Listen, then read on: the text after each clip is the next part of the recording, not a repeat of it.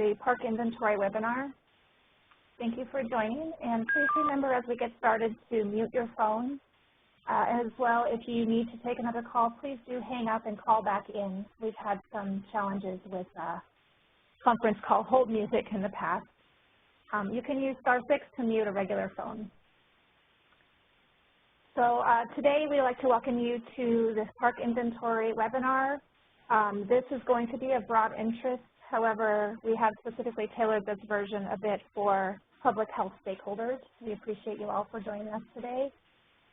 There is a recording of this that will be made available to those who have registered with their email on the webinar service. There's also another webinar tailored for park stakeholders on Thursday that you're also been made aware of. Please do let us know if you have any problems hearing or seeing the slides. Please do interrupt. As we get started, I am Lisa Johnson. I'm the Protected Areas Database of the United States Coordinator. I work closely with USGS as a cooperator at Boise State University. With me as well is Mason Croft, the PADIS Technical Specialist, and Mackenzie Case, the newest member of the PADUS team. We work very closely with Julie Pryor-McGee, the PADUS Dataset Manager at USGS, and Larry Orman, Senior Fellow at GreenInfo Network. Larry's experience with protected areas data development and application spans decades. GreenInfo Network is the manager of the California Protected Areas Database, perhaps the most comprehensive data set in the country that does contribute to PADUS. So if you'd like more information about the GAP program and USGS, here is the PADUS website, as well as GreenInfo Network's website. Today we will provide a general overview, ensure we're all on the same page with some basic concepts, before describing a bit about the Protected Areas Database and telling you what's coming up next with our next version expected later this year. We'll overview the action plan and leave plenty of time for discussions. We look forward to hearing from you. Now I'll turn it over to Larry, who will be leading the discussion.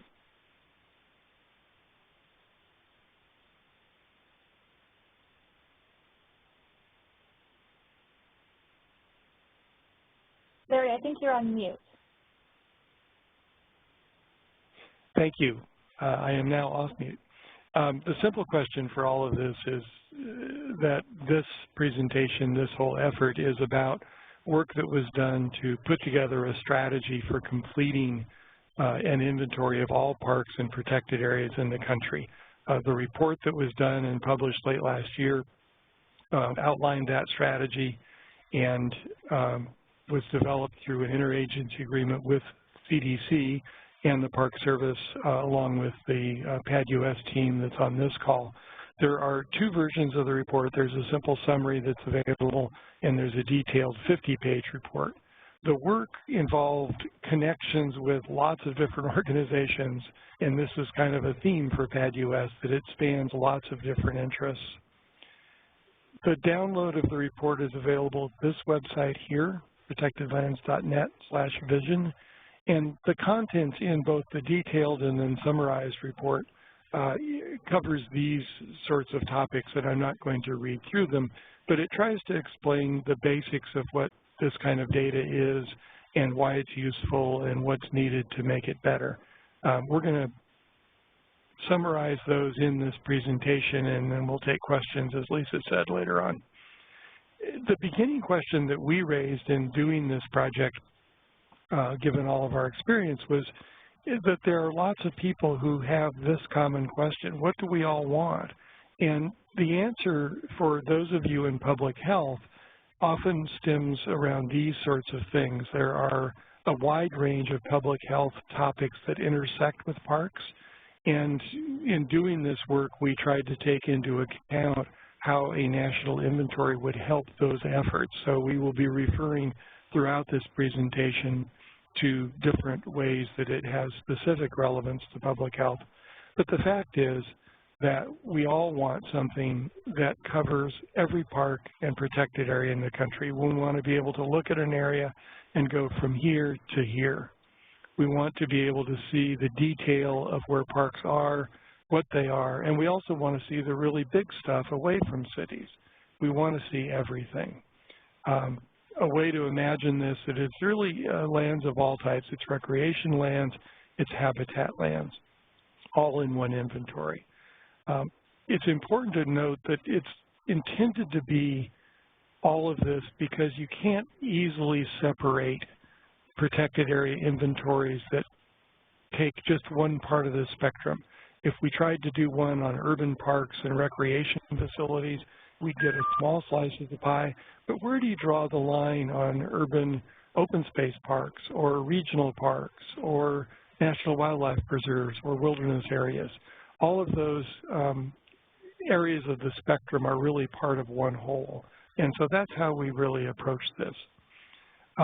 In doing that, we realize that this is a very complex data and organizational environment. For those who are fond of acronyms, these are the acronyms and short words that we had to deal with. There are lots of different interests and lots of different data niches and lots of different approaches that all have to be taken into account in coming up with an inventory for a country as complex as the United States. The goal of the project was to assert that a comprehensive national inventory was really important to get done now that we've had efforts to build those that have been very good and have gotten us very far, but we now need to move it to completion. That inventory needed to support a wide range of purposes and be developed in concert to with lots of stakeholders, and especially that it be sustainable over the long term, that this is something that isn't one and done. It's something that we always want to have kept up. During the process, we used a lot of experience with the USGS's PADD-US National Inventory. That's been present for many years and has been growing and becoming more competent, so we wanted to base on that. We wanted to go in more deeply and talk about particular needs that hadn't been thought about yet, and then we wanted to take all that and put it into some reports that could help people learn from it. We're now in the business of promoting this more widely as we also go about improving the PADD-US data set. The key partners, as we mentioned before, were on this project, the CDC and the National Park Service, as well as USGS GAP and some other organizations. If we stand back for a second and say, well, what's an inventory all about? The easiest way to talk about it is that it is everything. It's every public park and protected area, including some ocean areas in the country. And we intend this to be a comprehensive inventory. It's an inventory that should help many users, not just one group of users. It shouldn't be just for those who work on wildlife habitat or just for those who work on recreation or any other particular topic, but it should help all of them. It should be in a format in which other information can be linked to it. One of the things you find with inventories is that there's a tendency for some people to want much more in one direction and of attributes and special features, but it's better over the long term that there be a core of the most common information with allowance for that to be hooked to the data set of other information. A way you can think about it is, let's imagine a park is here. Well, the park might look like this, and in the park there are trails, entry points, campgrounds, or other facilities. And then attached to all of those things are different kinds of attributes. Is there hiking, climbing, restrooms? Is it open all year? Those sorts of things. But the thing that holds it all together is the boundary. And PADD-US is the boundary that really provides the container for all these things to exist. If you have this kind of inventory, you can do things like this newly created application for San Diego County, in which all of the parks, the 1,100 parks in the county, are available to people in an application that gives them lots of detail, works on a phone. They can find any park anywhere in the county and get lots of information.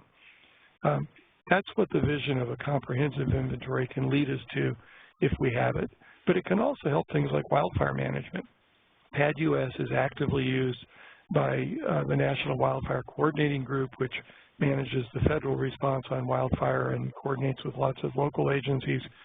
They use it to determine where there are federal lands as opposed to state lands and to allocate responsibilities.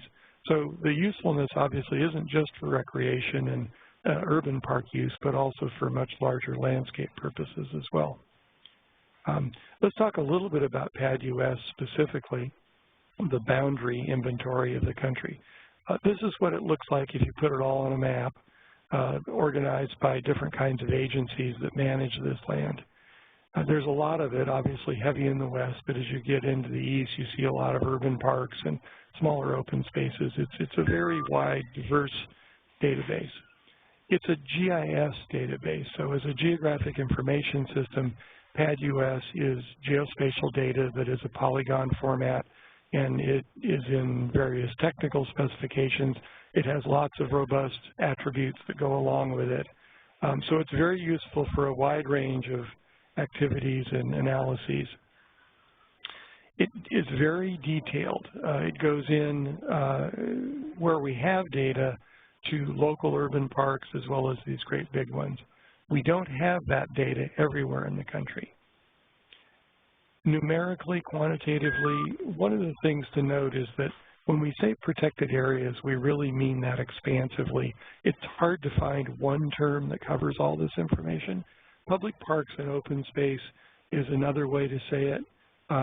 We've chosen to stay with the protected areas database description and indicate that it means public parks and open space just because of inertia and history. PADD-US covers, in GIS terms, 3 billion acres. A large chunk of that is waterland protected areas, but over 200,000 units with thousands of agencies. There are probably 30,000 agencies in the United States overall that own all of the land that we would consider public parks and open space. So it's a really robust data set. It uses a common data standard that we hope will become increasingly picked up by everybody who works with this kind of data, and it's managed by the USGS Gap Analysis Program, which Lisa and Julie represent in Mason. There's been years of experience with it. It goes back almost 10 years now, but it's been developing and slowly improving and getting to a point where we're really at a critical mass, and that's what's exciting about this. When we talk about PADD-US having boundary data, we mean these kinds of boundaries. There are outright ownership boundaries, lands that are owned in fee, or an urban park, a national forest. There are management designations where a roadless area or a wilderness area is superimposed on top of ownership. And then there are other kinds of protections like easements and marine protected areas. So PADD-US puts all of these layers together in one data set. It includes easements, and that for some of you may or may not be familiar data. It's not very important for our conversation today, but it's very important for lots of conservation issues in which land that is not owned outright is protected through mechanisms called conservation easements. There's a parallel data set to PADD-US that PADD-US brings into it, publication versions from the National Conservation Easement data set. They're a data partner with PADD-US. If we stand back and say, well, what can this really tell us? These kinds of questions can be answered. You can determine who owns something, what it's designated as, whether it is open for public access or not, when it was created. We don't have these attributes for everything, but increasingly these are being filled out, and they give us a great deal of flexibility for analysis. The other thing that it can help us with is looking at scale. PADD-US is especially valuable for national and multi-state level efforts. Anybody doing national studies or international comparisons or national policy can get everything in one data set. For multi-state efforts, it's also important where you have cross-border efforts or you're comparing one state to another. At the state and metro level, it's still very useful. Some states have very good data sets that get incorporated into PADD-US, others not so much, and metropolitan areas may or may not have inventories. PADUS as a national inventory can really help these areas, especially if they don't already have it. As we get down to the county and the community level, PADUS becomes a little less relevant as direct data because many of these areas already have some data. But especially if there isn't, PADUS can fill in what's not there, and it can bring in state and federal lands that local areas may not even know about. So PADUS has a lot of different ways of helping out people working at different levels. It also can support people working on things like recreation applications that are used on phones or tablets. It can support tourism and other businesses that use this data. It's more than just a public agency resource. The development of PADUS is built in a couple different steps. We start with state-by-state efforts to get inventories that cover state and local and regional local lands, city and county lands. We assemble those together, and then we bring in with them the federal agency data and national nonprofit data. As I said, we bring the easement data in, and then we publish data products out of that. One of the key things about PADUS is that it integrates all of the federal land management agencies in a special process. That's very valuable because, of course, those are the largest landholders in the country. That working group that USGS coordinates has 14 different agencies, and it's been a great accomplishment in the last 2 years that we now have a process for them sharing data into the national inventory that never really existed before, and it's much easier for us to assemble federal data. At the state level, we try to have what are called stewards, data stewards in each state. These vary. Some of them in darker blue are much more capable than others in the very light blue. They can put together, as in California, very complete data sets that can be contributed directly into PADUS. In other states, we have lighter participation, and we hope to improve that. One of the strategies in PADUS is to make it possible for states to have better and better data to be pushed into PADUS. The uses of PADUS are really quite varied. These are just some of the agencies that have been using PADUS to do a variety of things. The list is very long, but it's also very diverse. If we think about the question of how close we are to a complete inventory, our vision, at the federal level, we're really, really close. We have some agencies that now know they need to improve a few things in their own inventories, but we really have the process for putting all of that together. At the local level, we're not quite so good. We think we're sort of in the 60 or 70% range, but there's some good news in that, and I'll touch on that later. But it's definitely the place where we have work to go. There have been some people who said, well, can't you get data from Google or Bing or somebody else like that? Don't they have it all? And the answer is no, and this is just a quick visual description of why. If somebody, I know somebody's got a phone there, if it's possible to put it on mute, that would be great. But in this illustration, you can see on the left, the Google map shows a lot of green. The Bing map shows a lot less green. If we compare that with what actually exists, this is the authoritative inventory in California, it's tremendously different than either of these. And it just goes to show you that the web mapping data that exists is really not reliable as data for work in authoritative uses. That's why we want to push PADUS forward, and hopefully these services will pick it up and reflect a complete inventory as well. If you're a user of GIS data, you can get PADUS through USGS. This data website here has lots of different options for downloading it by region, by state, by different areas, and you can also consume it as a web service if you want to pull it into web applications, and there's a long list of layers that are available in service form. The data set is very well documented, and there's lots of good information on the USGS site for how to get it. There's also other information on the USGS site, including a web mapper that provides a nice way of browsing around the data without downloading it, and you can go explore that at maps.usgs.gov/PADUS. It has lots of attribute data that shows in PADUS.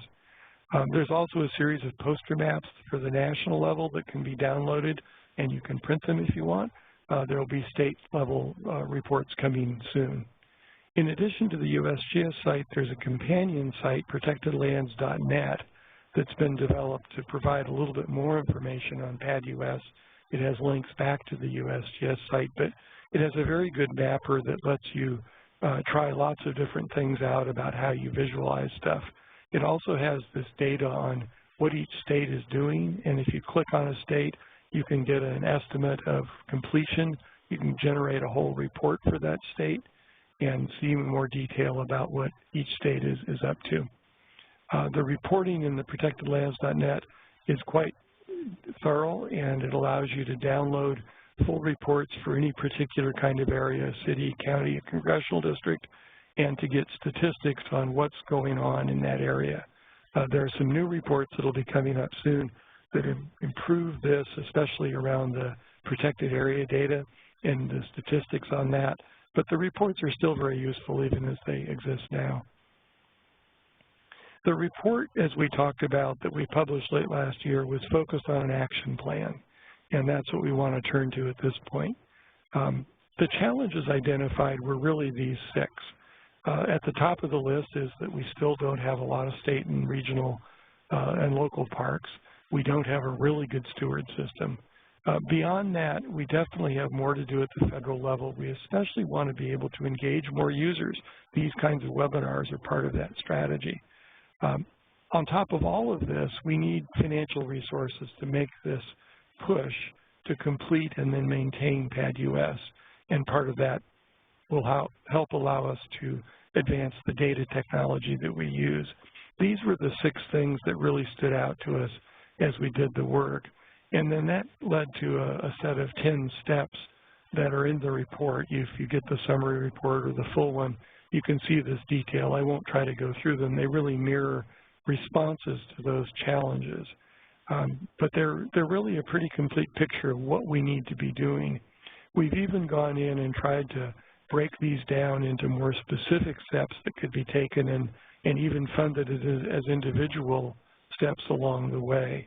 But the point of this is that we have a really good roadmap for what we need to do. Our effort is thinking that if we can push, we can get this all done by 2020. And there's some really important steps along this way. One of them is that we're doing some improvements that we'll talk about in a minute now that will result in new data in late 2017 that'll be much better than what we have now. And in 2018, we're going to benefit from a major effort that the Trust for Public Land has been working on. This is a campaign that will be announced late this fall, and it will talk about access to a 10-minute walk radius for parks throughout the country that they and several other organizations are going to push for thinking about this, and then they're working on a data set to research all of the missing parks at the urban level and build a comprehensive data set that will be contributed to PADUS late in 2018 of those urban parks. That will let them talk about this metric of parks within 10-minute walks or not, starting in the fall and then beginning more actively next year. So that's really, really good news because completing that missing data at the urban park level has been a big gap for PADUS, and it's great to have TPL working on that. There are other things that we need to be doing along the way, but we really think that we can have a very thorough data set if we keep investing in PADUS by 2020. The key to that, obviously, is funding, and the current administration obviously is an uncertain situation as far as funding goes. The amount needed is really modest. It's basically another $3 or $4 million of funding over a 3-year period that would be needed to really have a complete data set. Keeping it up after that is relatively straightforward, not all that expensive, but it's this push to get up to what we don't know that we need to find resources now. We welcome anyone who has ideas on where to get this. We think that it's important that there be federal commitments, but also state and even some philanthropic funding should go into all this. There's work to be done at the state level. There's work to be done at the federal level. There's work to be done at all levels. And so we're looking for resources. It's not easy to find this money, but for the amount of money, it's a tremendous benefit for everybody in the country. What's next? Immediately coming up is PADUS 2.0 in late 2017. The biggest thing here we'll talk about in a second, but is that it has a new data structure, but it also has a lot of new data, much better improvement of federal data, other sorts of things. It has a new set of state maps that we talked about before that'll be available for people to download and use as maps, as well as using the GIS data or the data services. And it's starting to begin to benefit, as I said, in 2018 from the TPL Urban Parks effort. These four things comprise the main focus of the PADUS team right now, and if we can succeed on all of them, we'll be really very, very far ahead. The new data coming up for those, this is a little bit in the weeds for people working with data, but if anybody's worked with PADUS so far, the data set has been a little bit frustrating because there's a particular structure in which things like wilderness areas and national monuments, designations like that are intertwined with lands owned outright. In the new data set, all of that will be broken out separately so that it'll be much easier to sort through more conventional analysis. If I want to just talk about all urban parks, it'll be easier for me to pull that data type out of PADUS and do analysis on it when the new version 2.0 comes out. We're happy to talk about any of this in question and answer if you have more detail that you want. One of the improvements that's happened is that putting all this data from different data sets together creates a lot of overlaps. Those are very problematic for people doing analysis. In new PADUS, we will have reduced those tremendously. These mostly affect federal agencies. So we've made great progress in the quality of the data as far as being GIS data. The ways that you can help, these are the four things that could be really valuable for us. We really need to encourage support for people who develop this data. It's really important that anybody who has influence in legislative or public process hear that data matters. We really welcome people supporting collaborations with PADUS. If you know of partners that we should engage with, if you know agencies that should use the standards we have, all of those things we welcome connecting with. We welcome your use of PADUS, and we certainly welcome anybody who's been using it telling us how they've been using it. On protectedlands.net, we feature little stories about that, and they really help us make the point that this is valuable data. More generally, if you know people that should read this report, by all means spread the word. Let us know, send it to your own list, however you want to do that. But we welcome any input you have on this. So that's our pitch, and we'll definitely take any questions or comments now and go back through any of this that anyone wants to talk through further. Lisa? Thanks, Larry. And also, if you'd like to send a question into the chat, you're welcome to do that as well. For those who want to see it, chat is up in your menu bar. If you just click on this, you can chat.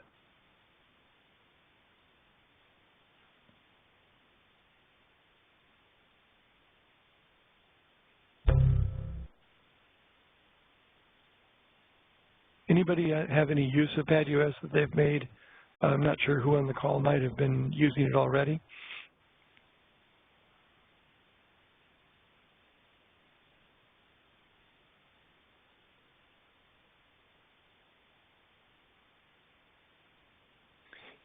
Any other questions about anything you've heard, something you want to go over?